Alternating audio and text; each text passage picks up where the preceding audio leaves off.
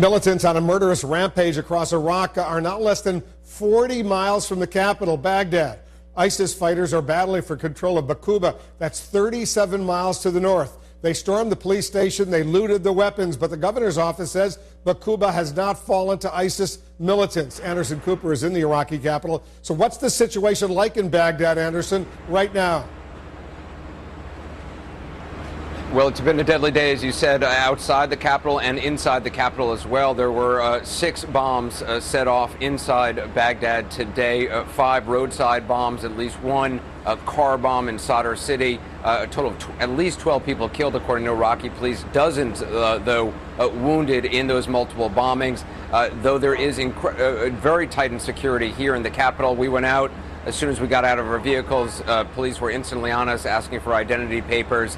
That has not been enough, though, to stop the bloodshed within the city itself. And as you reported, the fight for Baquba continues from all reports. If ISIS fighters are able to take Baquba, that would put them within some 37 miles of Baghdad. That's the closest they have gotten thus far, and it's basically a straight shot from Baquba to the gates of Baghdad, Wolf. Anderson, a top priority, of course, is protecting, about 5,000 Americans in Baghdad, some of the surrounding areas, but most of them in the so-called green zone at that huge U.S. Embassy complex. What's the latest on how the U.S. is preparing for whatever may come next, including the possibility of massive evacuations?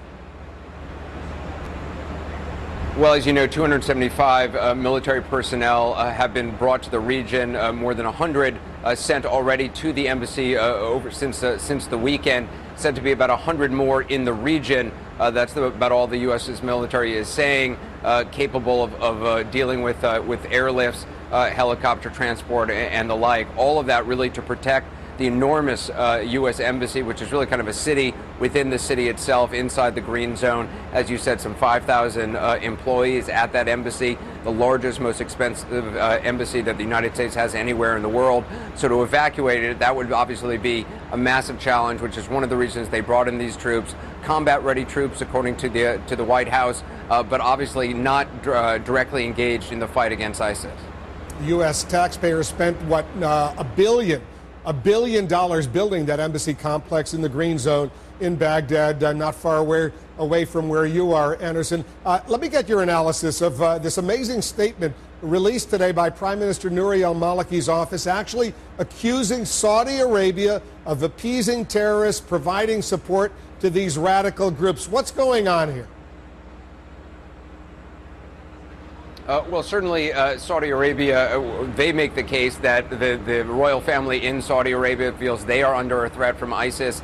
According to Saudi officials, ISIS has been leafleting some areas in Saudi Arabia, trying to get recruits to join the fight there. They view ISIS as a security threat, but clearly the government of Nouri al-Maliki is pointing the finger at Saudi Arabia. Although the facts on the ground right now, Wolf, is that ISIS has made so much money from the fight in Syria, taking over oil fields, extorting money, a variety of rackets, even looting antiquities and selling them, very high-priced items, selling them from some areas in Syria.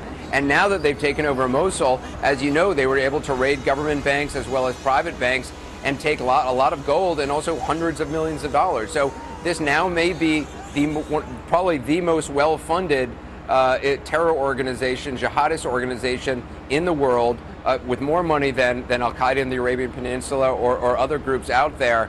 So at this point, it seems like they have no lack of funds, and recruiting more people is probably going to be a lot easier for them now that they've had these successes on the battlefield here in Iraq.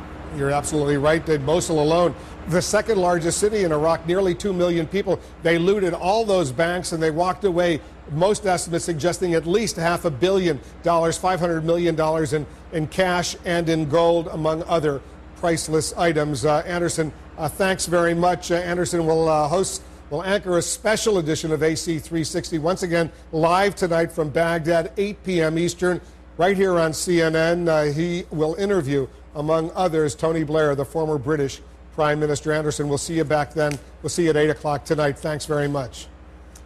And up next, with ISIS fighters just miles from Baghdad and the U.S. Embassy, I'll ask, the former U.S. ambassador to Iraq, James Jeffrey, what needs to be done to make sure that that compound is secure.